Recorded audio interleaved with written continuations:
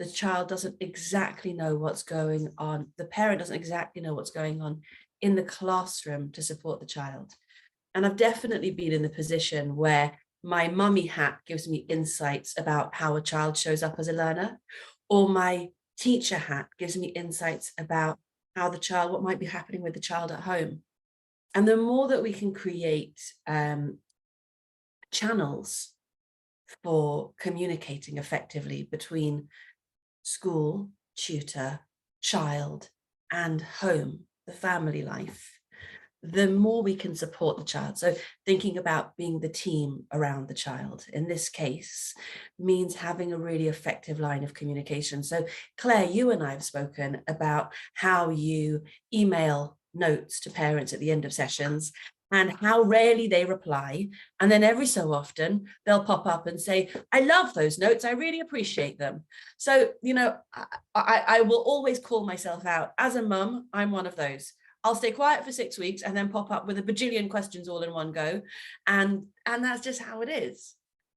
But for me, what it comes down to really is trust. It's trust in the relationship. And if we can create trustful relationships between the parent and the tutoring process is more effective for the student. Claire, Dee, Julie, Elizabeth, what are your thoughts on that?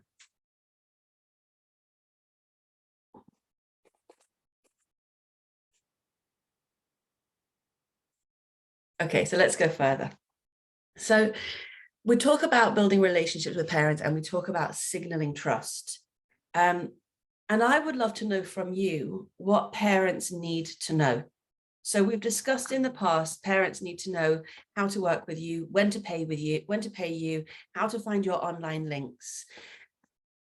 They need to know, as Alexia said, how to follow up when you've given them some good advice, or to make sure that the notebook's available at the end of the set, before the session, or whatever it is. Having those resources available is a really key element. I was interviewed yesterday for Metro magazine, and for a woman who's writing a parenting, what's it called, column. And I was struck by how little she knew. I was struck by how little parents know about tutoring, and how sometimes we need to show up as the pro, the consultant, yeah? And sometimes we need to drop those, oh, thanks, Julie.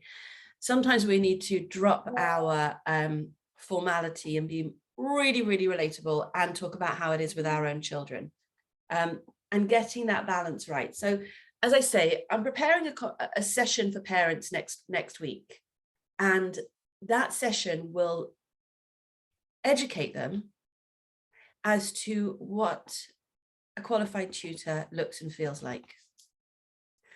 And what I want to be able to say is, these tutors are all pre-vetted. When you come into this room, we've checked their DBS and their safeguarding, like any head teacher would when bringing a new staff member into a school. So you know that the adult who's working with your child is as safe as we can appropriately check right now. You then need to build a rapport with them. And this is where this journalist was really intrigued, because she was really intrigued by the idea of choosing a tutor that she felt rapport with,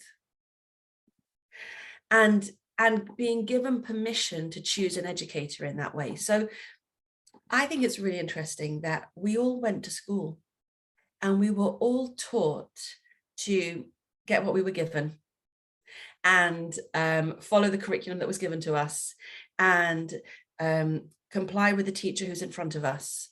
And there's very much that situation in school that if the year 3 teacher is a bit of a mare, there's really nothing to do for that whole year for your child. You've just got to hold her hand through it and get through it together. If the science GCSE teacher doesn't have a handle on the class, you know your child's got a problem. They're not going to get the grades unless you bring in some intervention. So that's when the parent has to learn to be proactive. Now, I know I'm telling you things you already know, but I think what's interesting is that parents don't. Yeah, tutors are this niche in the education system. We think about how little parents understand school, they understand tutors even less. They understand the way that we work even less. They understand the options that are in front of them even less. I met with this morning with somebody who is a wellbeing coach for children, and she's written the most glorious series of storybooks where the coach can work through the storybooks with the children and give them words for their feelings, understand zones of comfort and how to move through zones of comfort, understand what walls we create for our own. You know, I was talking with her and I realized that I decided when I was 8 years old that I don't do sports. And at 44 years old, this is becoming a problem because I need to do exercise. But those thoughts that get rooted very early on are defining. Parents don't necessarily know that. We in this room know that because we work with children in a way that's really in their heads. We get to a point when we're tutoring really effectively where we sort of become mind readers. We know the child, we know their patterns, we know their triggers, we know which bits they're afraid of, we know how they respond when they're afraid. We know when they're off today because we know them in their subject. As a mum, I know my kids really, really well, but I don't know them in that way. I know what they're interested in. I know how they fight with their siblings. I know what kind of cuddles they need and what teddies they sleep with. I know how to care for them physically, but I don't necessarily know how to relate to them as learners. And I think it's really interesting to understand how specialist tutors are in interpreting the child as a learner and guiding that learner. Julie, you've made your coffee. And I've spoken more than I usually speak. So I'd love to hear some of your thoughts. So I was just going to say, this is really interesting. Dee and I have just been in a different meeting and this came up, this idea of trust between the parent and the tutor. And I'm sorry, Dee, you're going to have to listen to it again. I've said recently, I interview parents and students before we start tuition. It's a two-way interview. It is. It's a three-way interview because the kids are important too. The kids are the ones that have got the veto at the end. Lovely. I don't know where I was going. There was two things I was going to say. So I start these interviews that aren't interviews with there's no obligation. Any one of us can say no. Right? Oh, thank you, Dee. Any one of us can say no, and that includes the child, because you do get those parents where before you've even opened your mouth, they're like, where do we sign? Right? And I don't necessarily want those. I mean, I do, but I don't necessarily want them. I want to know what that relationship is going to look like and what it's how it's going to work. And that involves the student as well, which brings me on to the second story, which was I had a student interviewed with his parent a couple of years ago, and started asking him, like, what do you think about this idea of getting a tutor? And he was like, well, mum says I've got to. And I'm like, oh, great. Yeah. All right. So what does that mean? And he says, well, so I've got to have a tutor. I'm like, okay, so what we need to do now is we need to have a discussion, because are you going to say yes just because mum says you've got to? Or are you going to say yes and then not do any work with me? Or do you really mean, yeah, I need some help? Because there are a couple of options there from that mum says I've got to. And if it had just been him and I think I might have got a different response to that question. I was able to see mum's reaction to him. And it turns out he's just really cheeky. So I did say, like, if you're not going to work with me, that we need to think about whether there's any point going forward, right? If you're not going to work with me, then it's a waste of your time, it's a waste of my time, it's a waste of mum's money. I need to know you're going to work with me. And this is up to you, which is why I say the children have got the final veto, because those parents that are, yes, we're going ahead, I do say, like, if the child says to me in a week or two's time, like, I really don't want this, then I'll stop the lessons, because it just makes problems bigger, doesn't it, if there's that friction. Anyway, this particular student who was having a tutor because mum said so, He's been with me for 2 years. I've just started tutoring his younger brother as well. He is one of my favorites. He is just a cheeky little monster. During our interview, I get them to play on bit paper, and he's writing like, his name is the best. I am epic. And at that point, I start writing little comments like, are you though? Really? Are you sure about this? And he's cheeky, and he needs to get that cheek back, right? You can't take everything he says as what he means, because half the time he's just pulling your chain. When I started using pencil spaces, he's the student that told me, well, why are you using bit paper then if you've got this and it does so much more? I'm like, because I don't know my way around it. And he's, well, let's go and have a look. I'm supposed to be teaching you physics. Yeah, let's go and have a look. And he tried his best to break it.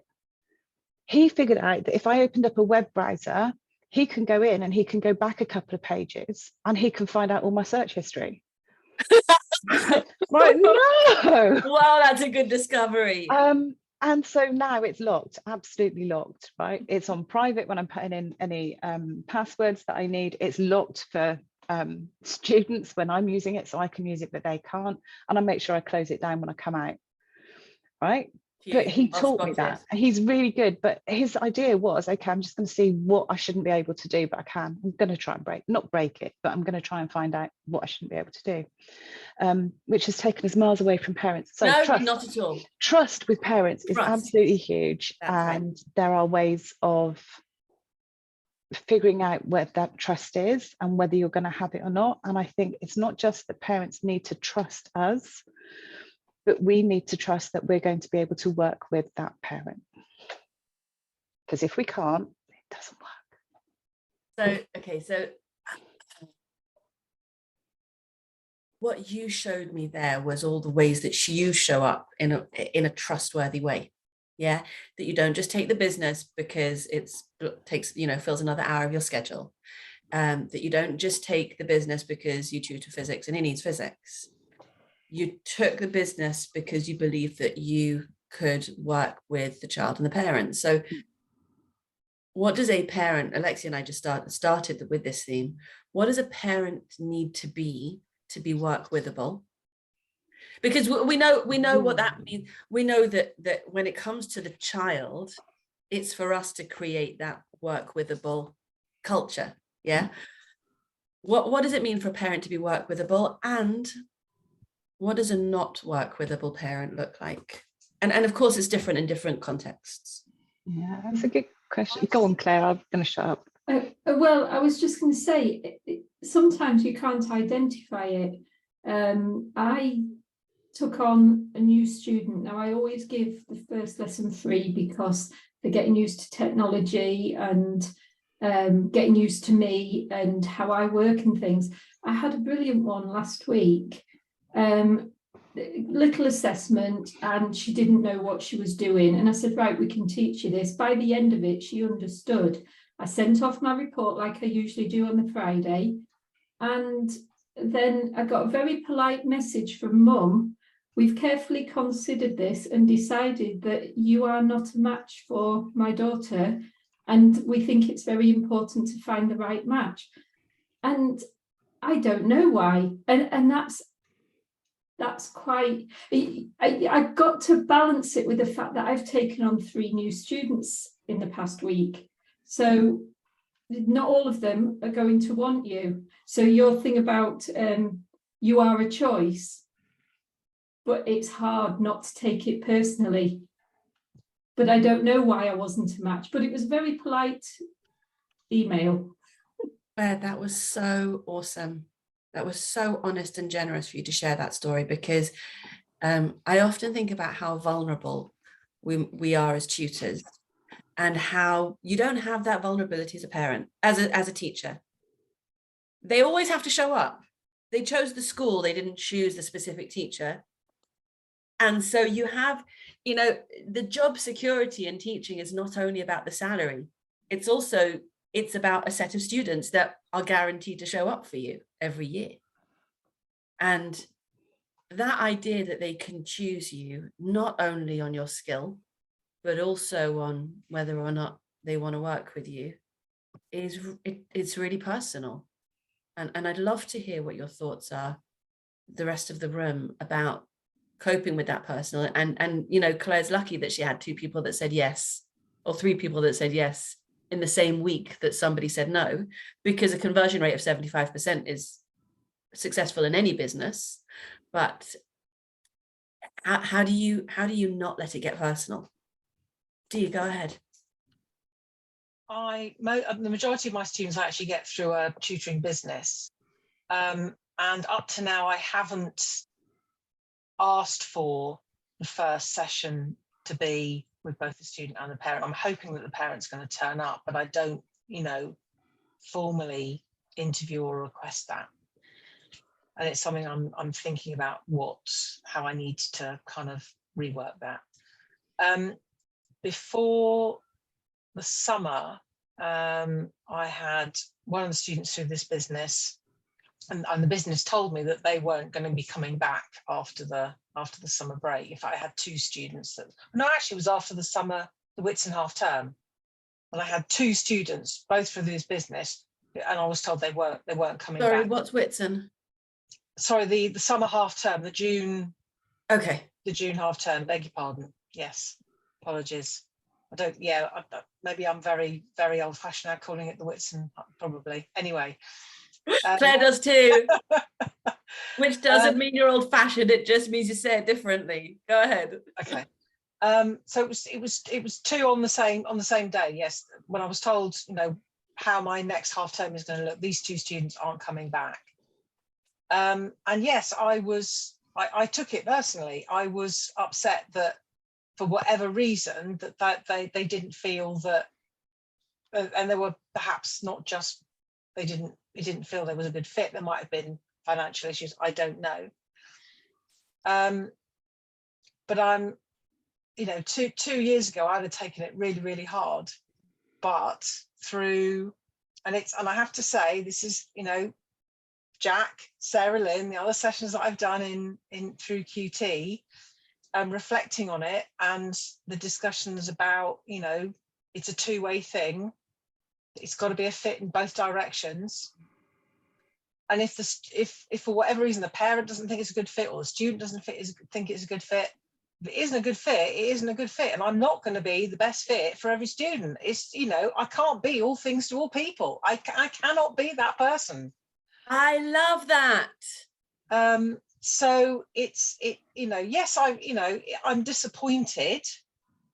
But, you know, if that's the way it is, if there's somebody out there who's a better fit, then clearly that's going to be better for the child. So I'm trying, you know, and I haven't stressed about it. And I have to say, I have given myself a pat on the back for not stressing about it, because that's really not usually the way I do things. Yeah. If you still need that pat on the back, it's worth reframing it for you. So yes, it's probably better for the student, but it's also better for you because it opens up space in your timetable for the right student. Exactly. And maybe you need that space for the right student to fit into.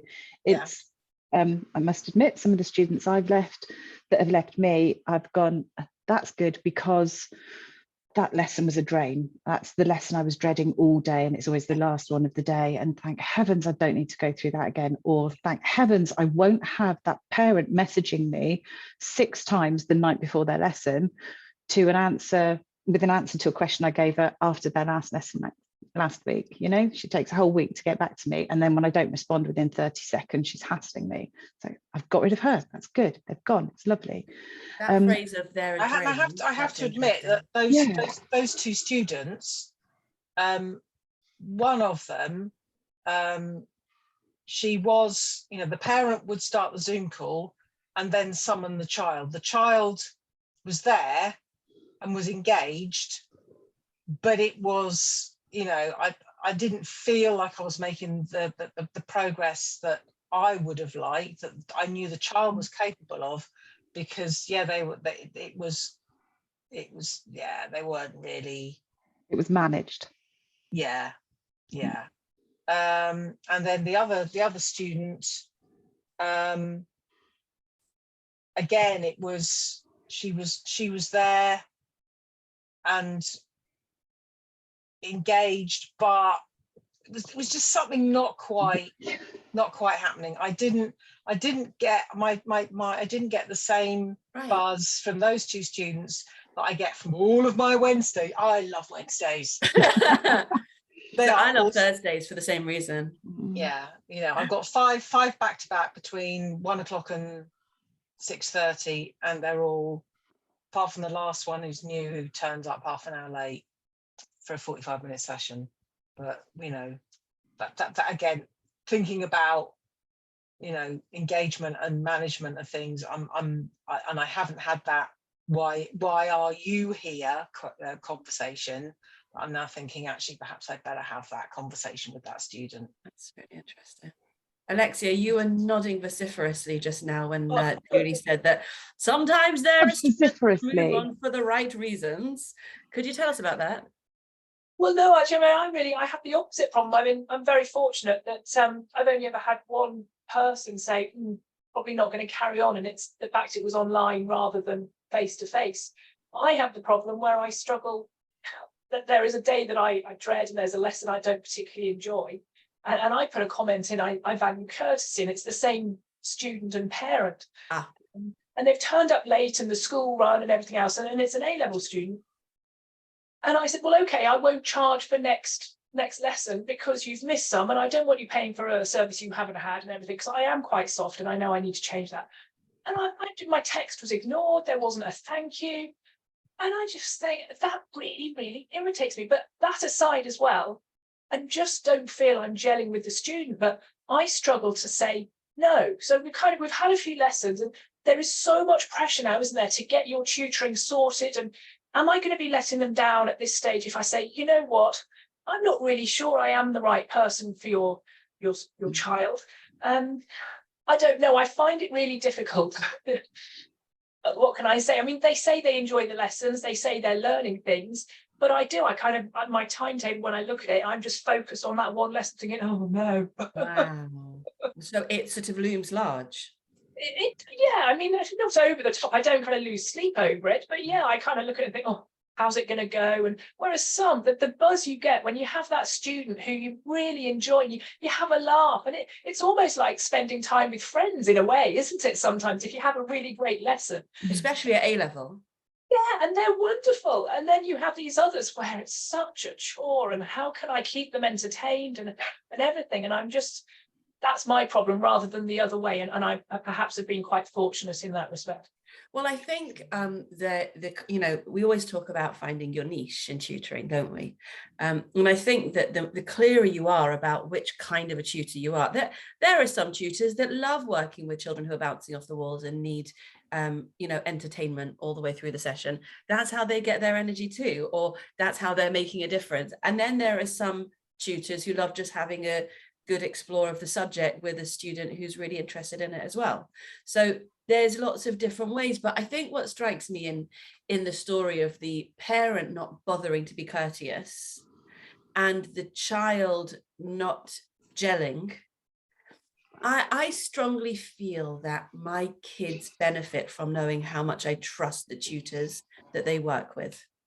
And I know that when I let it slip to my children that I don't necessarily take their teacher seriously, that a little bit, is problematic for them. There's a massive influence that the parents can have in improving the tutoring relationship.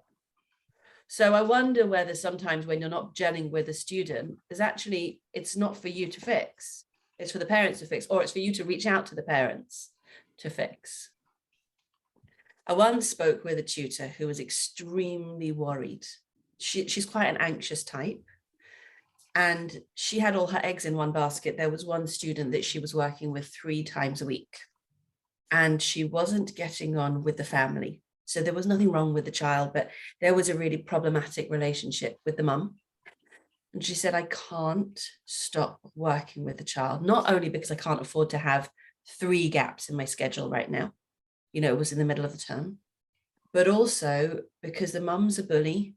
And I know that she will slam me on social media if I stop working with them.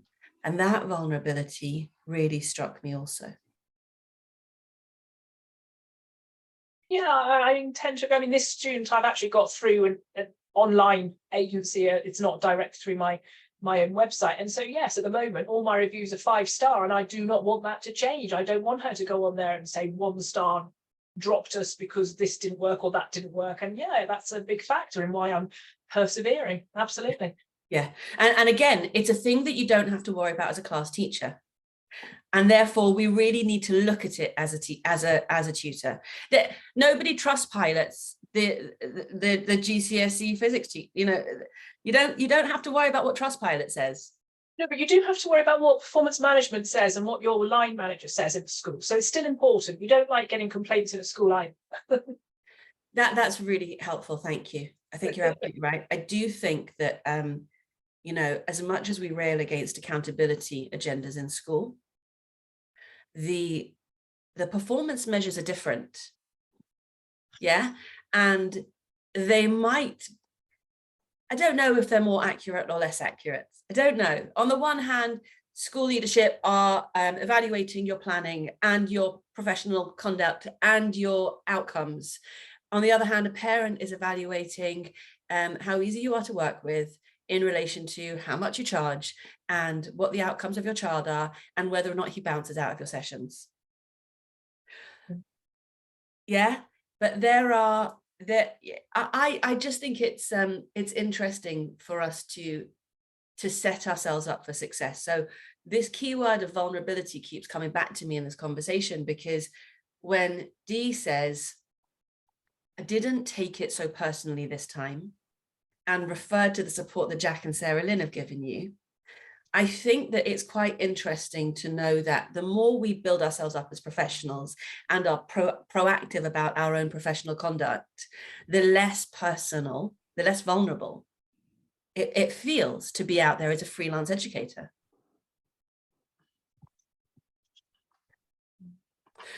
And therefore, there's also a sense of, I don't need parents to judge my delivery.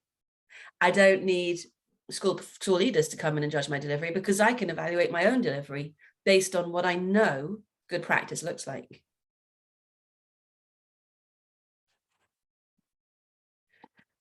So I'd love to know from you what's on your mind right now in terms of your tutoring practice. Is it the business? Is it teaching and learning? Is it filling your schedule? Is it overfilling your schedule? Is it people pleasing?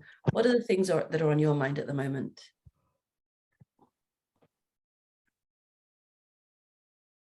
I think just from the conversation this morning, it's considering the roller coaster of it.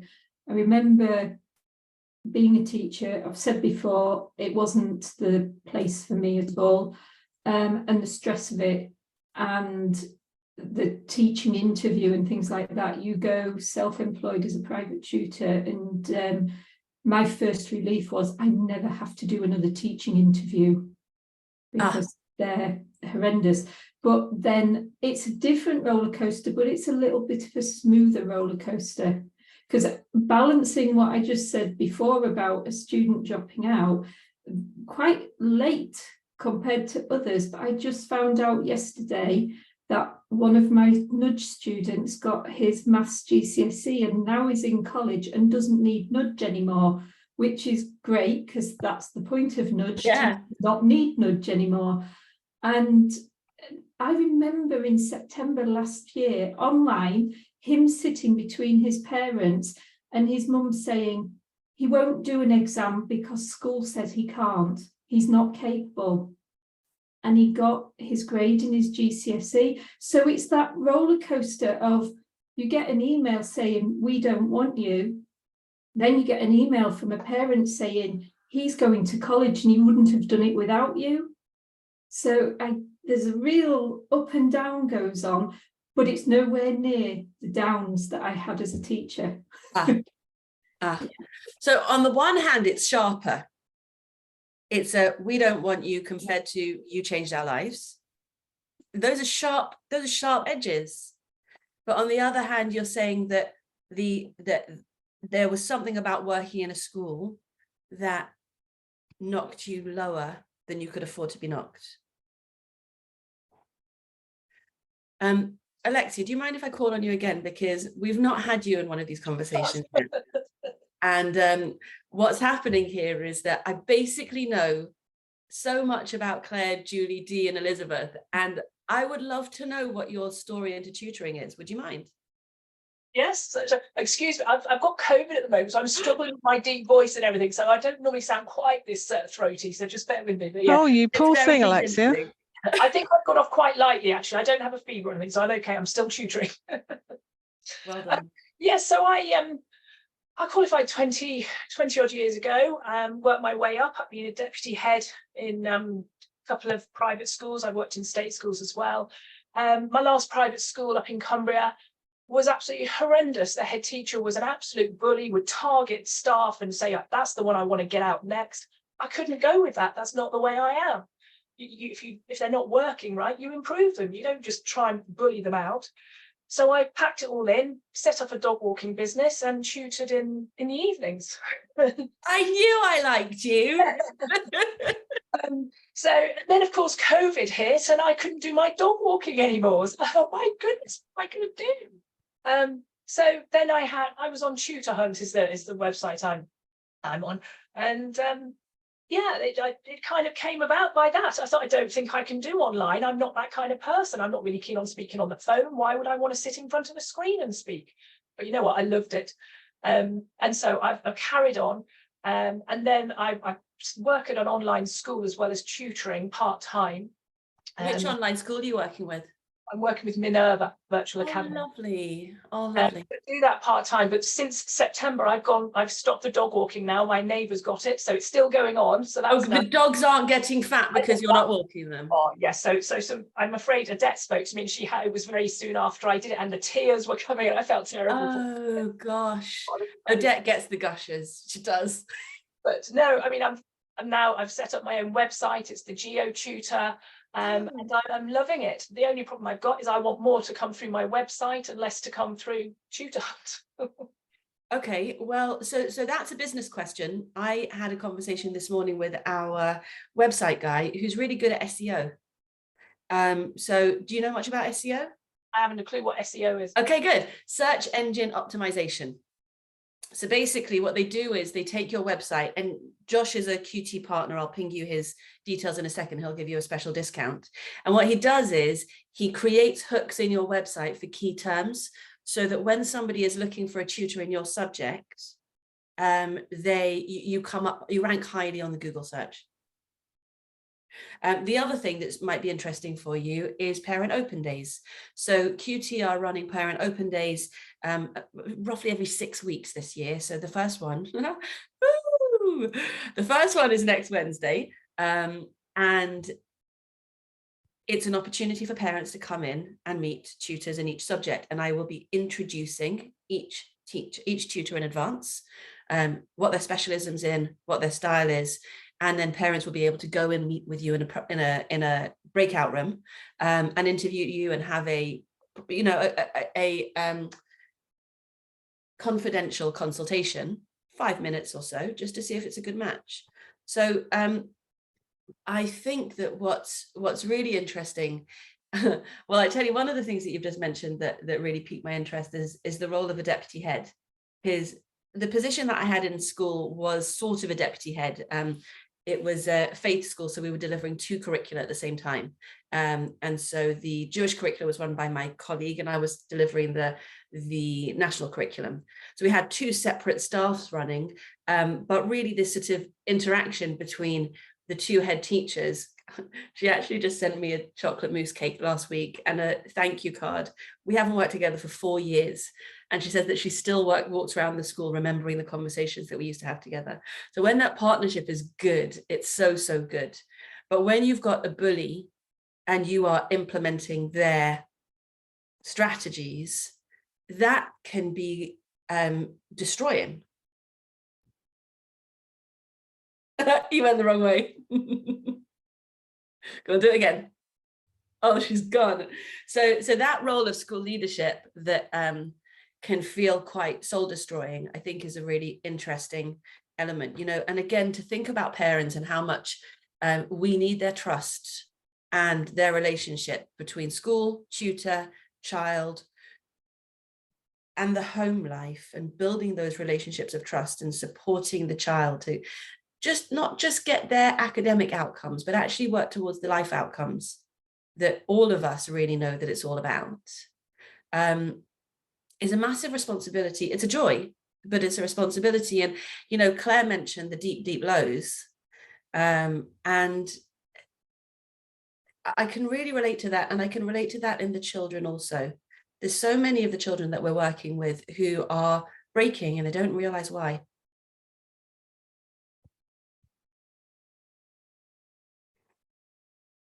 Yeah. I mean, it was a really tough time, and I think it did come through with the students obviously knew what was happening in terms of all the staff kind of fearing the person as well. And it has such a huge impact, doesn't it, on everybody in your academic life and your personal life and everything. That's right. And then the positive side of that, the ripples of positivity that you can create when you're making good choices for yourself that go to your students, to your family, in every direction, and the dogs you're walking. Those are all well-being choices that make a massive. So I ran this workshop a few weeks ago as an inset for a staff of 40 primary school tutors. There was a dual form entry, and they were so lovely. And I worked with them on the structure of safe, skilled, and supported. And I asked them what it would mean to feel safe in school, way beyond safeguarding training, what it would mean to actually feel safe. And they spoke about being able to go and ask for help. And what would it actually mean to feel secure, to feel skilled? And we looked at competencies and what competencies are needed to be able to cope in a school, and then supported, and that sense of being part of something bigger than yourself. And I have this feeling that if we were able to give that to teachers, they wouldn't have to leave the classroom. If we were able to help them to feel safe, skilled, and supported, we could turn the tide on recruitment and retention in schools, which wouldn't do us out of a job as tutors, because there's always independent, individualized work that needs to be done with children. But it does seem like the collateral damage, as we all sit here, the majority of us here are ex-teachers, as we all sit here, we could be running classrooms if we were able to build these kind of structures and this kind of trust inside the education system. You're bringing to mind when I first started my teacher training, I was 38, so I'd lived a little bit and worked in other industries. And I remember sitting in the lecture hall at Sunderland University, and one of the first things that the lecturer said, and I can't remember what the percentage was, but he said a certain percentage of you will not be teaching in 5 years' time. And I remember sitting there and thinking, that won't be me. I lasted 4 years. I was so determined. I lasted 2. Yeah. Oh gosh. This is only one hand going up in almost all cases. Wow. Go ahead, Claire. Really, I'd finished there. It was just, you're talking about retention, and that's how they started a university lecture on our first day. So I went to an event for the Chartered College of Teaching where Dylan Williams, who is just, you know, the superstar of research in education, and at the Q&A at the end, somebody put their hand up, really fresh-faced, sweet young woman, and she said, I've just finished my NQT year. Do you have any advice for me about how to survive? And the whole room was deflated. You know, you could feel the ripple of empathy through the room. I think I also remember once getting into schools and into classrooms and things, as it dawned on me that this wasn't the place for me, I was looking round and thinking, there's too many people here that have gone too far up the pay scale and they can't get out. So it's not, you know, I feel so lucky that I made that decision while I was, if you like, at the lowest of the pay grade and hadn't made my way up, because there's a lot of teachers that just can't get out or are frightened to get out because there is that little bit of security there that is different in tutoring, especially if you're establishing yourself from nothing. Yeah. Alexia, do you mind if I ask you about the crying moment? Yes, No, it's really, okay. I what feel made you, what made you cry? We know how it feels. That's why I'm asking. I think I just felt totally overwhelmed. I've literally 3 days in, my timetable is so full. I'm struggling with saying no because the demand is so great and I love to make a difference. And I think some of these people who are saying, oh, my child wants help with this syllabus and I examined for that syllabus and I think I could really make a difference. And then I look at my timetable and think, goodness, when am I going to plan all of this? When am I going to spend time with the people who matter to me? And it's just, I'm kind of overwhelmed. At the moment, I'm feeling and I'm not going to cry, I'm okay. I'm paddling like mad underneath just to keep on top of my work. Yeah. Do the best I can do for everyone, for school, for my individual students, for family. Everybody wants a piece of me. And that's fine. And I've got bills to pay at the end of the day. And, if I can make a decent living from tutoring, I'm delighted. But I don't know, that's where I'm at. And I think a lot of things online say, oh, you undercharge, you do this. And I think that's an individual thing. What you charge is what you charge. I think there are some people out there that are sort of charging £75 an hour, which I find staggering for some. But if people are prepared to pay it, I get it. I'm more into it from the kind of, I want to help, but yes, I want to pay my bills. And it's just that I just felt completely lost. Ken Robinson's thing, the element, which is a thing that you are good at doing and you love to do. And that when you find your element, it's a joy. It's a joy. I think that overwhelm, especially, when you're blessed with being busy and booked up, and then having to manage it, it feels like, am I allowed to complain about this? Is this allowed to be a problem for me? So Julie and Dee and I were in a session yesterday with the amazing Katie Stone, who's a virtual assistant. She left a primary school classroom and she was one of those overachieving teachers. And now she loves employing teachers as VAs that work alongside her, because she says we are all so conscientious. What she's done is she says, find ways to lighten your load by giving away the jobs that you're not good at, that take too much time, that are too much of a drain. The first thing that she outsourced was cleaning, but all of the things that you can do, right? So we can't outsource our family. Yeah. And then after that, there are some magic things that you do as a tutor, the working one-to-one with children, the building understanding that you can't outsource. But then there are other things like websites and scheduling that can be outsourced for a lower hourly rate than you currently charge. And those simple things, we don't learn in school. There's a lovely phrase of, we tend to wait for the bell to ring. We grew up in school on a timetable that tells us to move classrooms every 50 minutes. Doesn't make any sense in the slightest, but that's how we were drilled. We were drilled to wait for the bell to ring and then move. And when you go it alone, you have to ring your own bell. Yeah. You have to notice what you need and take responsibility. You have to notice when you crash and work out why. And it's a joy, but it's hard. Go on, Julie. I was going to say, if you can, find it before you crash. Right? Can you give me because... that? Can you give me those eyes, please? Because I don't necessarily have those.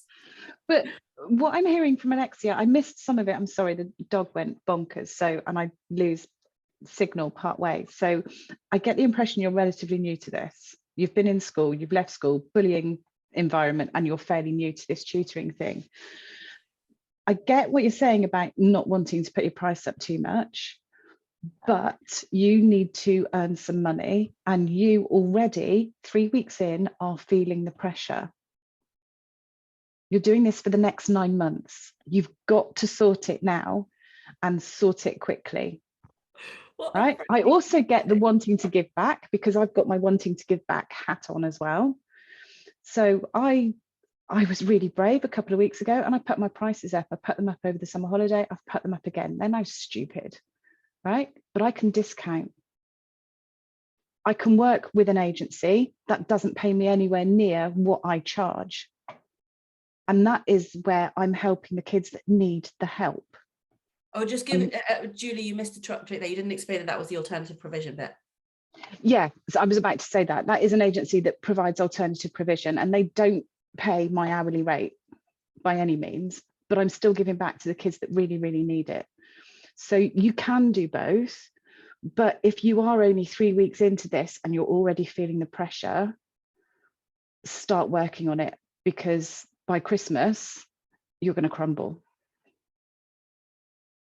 And you're important. Everybody's important. Tutors are really important. I'm sorry. It's, you know, sometimes you need someone to give you a slap with a wet fish, right? You don't want to put your prices up, tough, do it anyway. You need to lose some of your students, but you need to keep your income. If you want to do the feel good thing, find a way of doing it. Have a scholarship, right? Where you actually don't charge someone at all. If that's what's going to do it for you, then do that. Right? Put your prices sky high. And when you have that parent that comes to you and says, I'd really like to, but I can't, you make that decision as to whether or not you're going to reduce your prices, because it's your business and you've got that right. You've got that power, you've got that authority. You know what Risa says? Your business, your rules. Yeah, but you, if I'm right and you are 3 weeks into this, you've got to do something now. You've got to. Go ahead. I also put my prices up this summer. And I expected a fall off. Not one person left me. And there was one who I've never put the prices up. And he was my second ever student in 2016, and he was in primary. I can't believe he's now in year 10. It's so frightening. But I was particularly worried because her price hike went much higher compared to what she'd been paying. And she just said, I understand, but we want to keep you. And that was all the conversation we had. So yes, don't be too frightened about putting the prices up. As long as you don't go too high, obviously, in one big lump.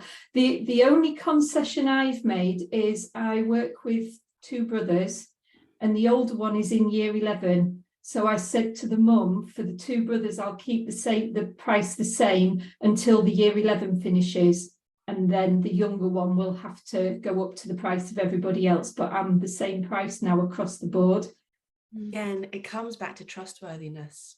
Yeah. You know, to be successful and sustainable as a tutor, you have to build systems that you can live with. And it's not you know, if you hurtle towards burnout, that's not sustainable, and you can end up letting your students down just when they need you the most. So building systems that make things sustainable for you is part of what trustworthiness is. I could be really horrible and point out that you said you've got COVID or you're recovering from COVID, and that only happens when you run down. That's not true. It doesn't only happen. You're more likely to suffer illness when you are run down. And Go ahead, Alexia. Not well. Go ahead, Alexia. Works in the NHS, so I'm pretty sure that's the reason.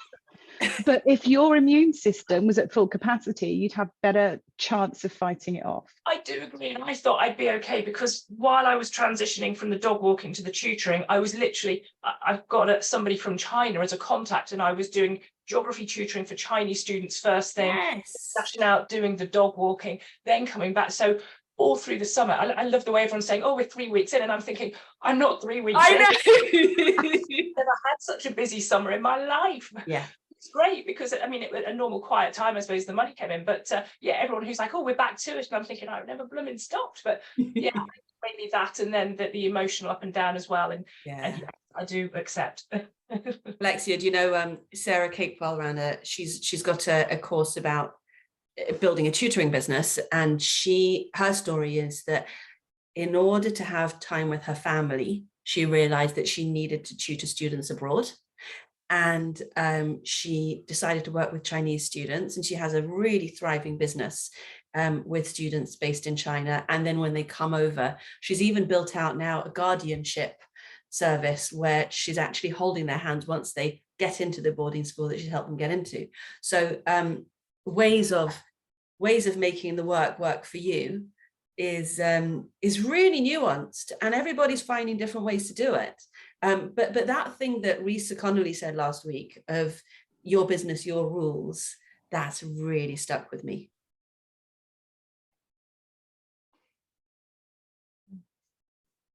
What a juicy conversation. 2 summers ago, we ran clubhouse meetings, I think a couple of times a week.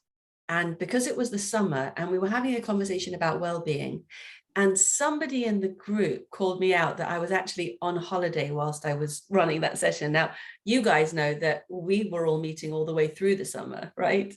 So Sarah Capewell said this. She said that she didn't need a 2-month summer holiday once she was working for herself because she didn't burn out. So there's lots of right ways to do it. And it's really nice to have friends who will call you out and say, remember to look after yourself. I went to the doctors for a checkup today because my mother told me to. So we all need reminders to stay healthy and care for ourselves, right? And always in a safe way, and always coming from the right place, and not with any judgment. I know that if our staff rooms felt like this conversation, there'd be fewer teachers leaving schools. And I really hope that by having these kinds of conversations, we can show up for our students in a way that really, really helps them and helps the families too, because, you know, Julie, you started off by saying that parents are so desperate to sign, they don't even finish the interview. Mm. That desperation is a real feeling right now, that I don't know how to help my child. And that's who we are in this world for them. We're the people who help. Okay, my lovely friends, I'm going to wrap this conversation up. Are there any insights or thoughts that you're leaving with today that I can capture and follow up with? What's really resonated with me is, and I've jotted it down, we need to trust that we can work with the student, not just that they can work with us. I've kind of, it's, yeah, it now it's been said out loud, I'm thinking, oh crikey, yes, of course, yes, that has to be true.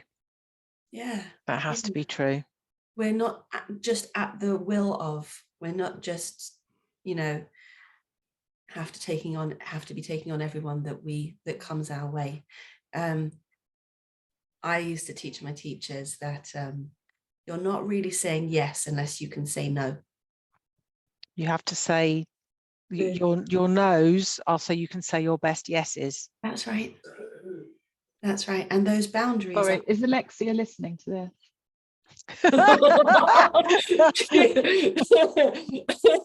Julie, what did you say about That's so horrible, aren't I? What was that? I am so horrible. You're the best. You're the best, Julie. You're the best.